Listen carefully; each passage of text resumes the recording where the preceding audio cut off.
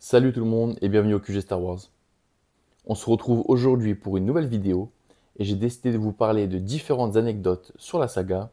Certaines sont déjà bien connues et d'autres beaucoup moins. Allez, voyons ça ensemble.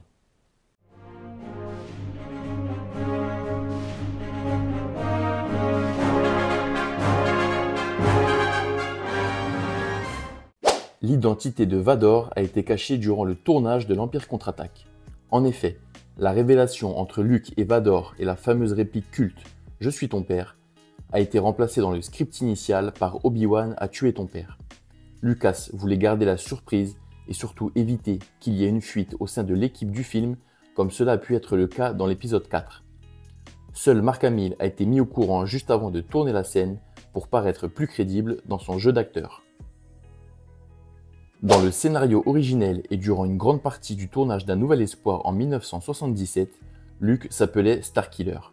En cours de production, George Lucas prend la décision de modifier son nom et évoque quelques années plus tard « Starkiller avait une connotation trop négative.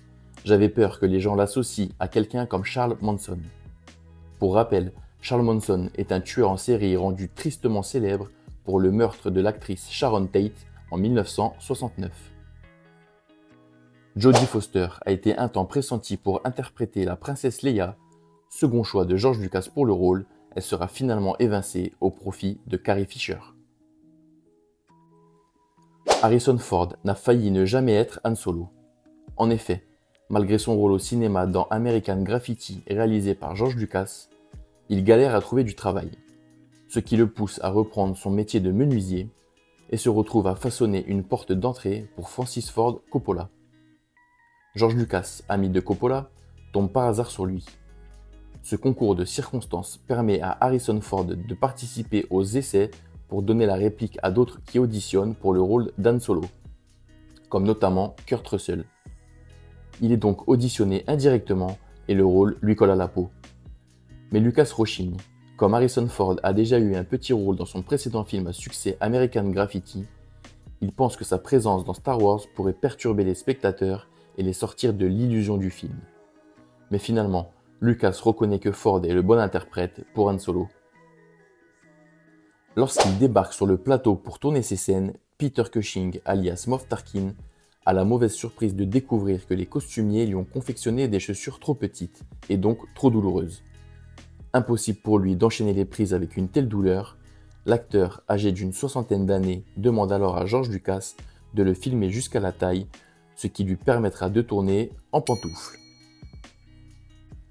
L'histoire d'amour entre la princesse Leia et Han Solo a dépassé le cadre du cinéma. En effet, Carrie Fisher révèle lors de la sortie de son autobiographie en 2016 avoir eu une liaison avec Harrison Ford. La romance a duré 3 mois et s'est achevée avant la fin du tournage d'Un Nouvel Espoir. À la fin de l'épisode 6, Dark Vador, gravement blessé par les éclairs de Palpatine, meurt dans les bras de son fils Luke Skywalker, et les rebelles gagnent ainsi face à l'Empire. Sauf que dans l'un de ses premiers scénarios, George Lucas avait envisagé une fin bien plus sombre. Après avoir enlevé le masque de son père, Luke le mettait sur sa propre tête et disait « Maintenant, je suis Dark Vador ». L'agent secret le plus célèbre de la planète est passé du côté obscur dans Le Réveil de la Force. L'acteur britannique Daniel Craig joue en effet un Stormtrooper et pas n'importe lequel. Il interprète le soldat contrôlé par Rey lorsqu'elle est capturée par Kylo Ren. Pendant l'écriture d'Un Nouvel Espoir, George Lucas est régulièrement dérangé par sa chienne Indiana, une malamute d'Alaska. Elle tient absolument à s'asseoir à côté de lui pendant qu'il travaille et même lorsqu'il conduit.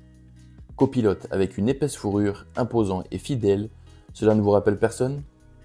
En effet, George Lucas s'est inspiré de sa chienne pour créer Chewbacca, personnage emblématique de la saga. D'ailleurs, durant le tournage de l'épisode 6, le costume de Chewbacca a pris feu 2 fois. Une explosion mal contrôlée sur la petite barge de Jabba le Hutt et un spot trop près de ses poils de pattes dans le cockpit de la navette pour Endor. Dans La Menace Fantôme, le comlink utilisé par Qui-Gon n'est autre qu'un rasoir pour femme de la marque Gillette, modifié et retouché. Également dans La Menace Fantôme, parmi les peuples représentés dans le Sénat, un plan furtif révèle la présence de l'espèce extraterrestre d'E.T. Clin d'œil de George Lucas à son ami Steven Spielberg, qui lui-même, pour l'anecdote, durant le tournage de E.T., n'a pas hésité à faire apparaître un petit bonhomme vert bien connu. Difficile à remarquer si on ne sait pas où le chercher, mais George Lucas apparaît dans La Revanche des Sith. Lors de la scène où Palpatine et Anakin se rendent à l'opéra de Coruscant, il incarne en effet l'un des clients, vêtu d'un long manteau, en arborant une peau de couleur bleue, et c'est d'ailleurs sa fille Katie Lucas qui se trouve à ses côtés. Katie et George ne sont pas les seuls Lucas à apparaître dans la saga. En effet, Jet Lucas, le film de George, apparaît également dans La Revanche des Sith et joue le rôle d'un jeune padawan. Pour continuer sur les liens familiaux, on retrouve Warwick Davis dans l'épisode 9, l'ascension de Skywalker, reprendre son rôle de Wicket aux côtés de son fils Harrison. Dans La Revanche des Sith, dans le plan où le corps brûlé d'Anakin est soigné, aviez-vous remarqué que cette vue plongeante avec ses lumières renvoie au symbole de l'Empire ? En 2019, lors de la production de la première saison de The Mandalorian, l'équipe technique avait sous-estimé le nombre de costumes de Stormtroopers nécessaires, si bien qu'ils se sont retrouvés à court lors du tournage des 2 derniers épisodes. Jon Favreau et Dave Filoni ont donc décidé de faire appel à la 501e Légion. Plusieurs membres se sont donc présentés sur le plateau dans leur propre costume de Stormtrooper afin de tourner les scènes aux côtés du Moff Gideon. Richard Armitage, connu pour avoir interprété Thorin dans la trilogie du Hobbit, est également apparu dans La Menace Fantôme en tant que pilote de Naboo. Entre l'épisode 4 et l'épisode 5, Mark Hamill fut malheureusement victime d'un grave accident de la route, ce qui lui a valu une intervention chirurgicale. Pour justifier ce changement sur le visage de Mark Hamill, George Lucas pense à la scène du Wampa au début de l'Empire contre-attaque dans laquelle Luke se fait attaquer et griffer par la créature. Personnage culte de Star Wars dans lequel il a tourné dans les 9 films, C3PO est devenu au fil des années un personnage incontournable de la saga. Avec plus de 300 répliques tout au long des épisodes, le droïde interprété par Anthony Daniels est le protagoniste qui s'exprime le plus dans la saga. C'est d'ailleurs lui qui parle le premier dans Un Nouvel Espoir et le dernier personnage à prendre la parole dans La Revanche des Sith. Liam Neeson fait partie avec Dave Prose et Peter Mayhew des acteurs les plus grands dans l'aventure Star Wars. Alors qu'il interprète le Jedi Qui-Gon Jinn pour l'épisode 1, l'acteur oblige les producteurs à modifier les décors du film en raison de sa grande taille. Un détail qui a causé la reconstruction de ces derniers à hauteur de 150 000 $.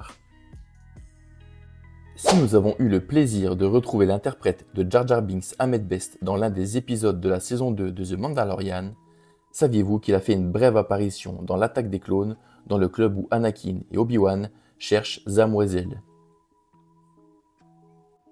La prothèse de la main de Luke coupée par Dark Vador dans l'épisode 5 a été vendue 20 000 $ sur eBay le 29 juillet 2005, 26 ans et 2 jours après le tournage de la scène, soit le 27 juillet 1979. Le tournage de l'épisode 4 se déroule en Tunisie, à quelques mètres de la frontière avec la Libye, et la production utilise des camions militaires tunisiens pour le transport. L'armée libyenne, vite inquiète de cette soudaine mobilisation militaire, a tenu à inspecter le Sandcrawler des Jawa afin de vérifier que ce n'était pas une arme secrète. En 1978, George Lucas achète des terres dans le comté de Marin, près de San Francisco, pour y construire son futur Skywalker Ranch.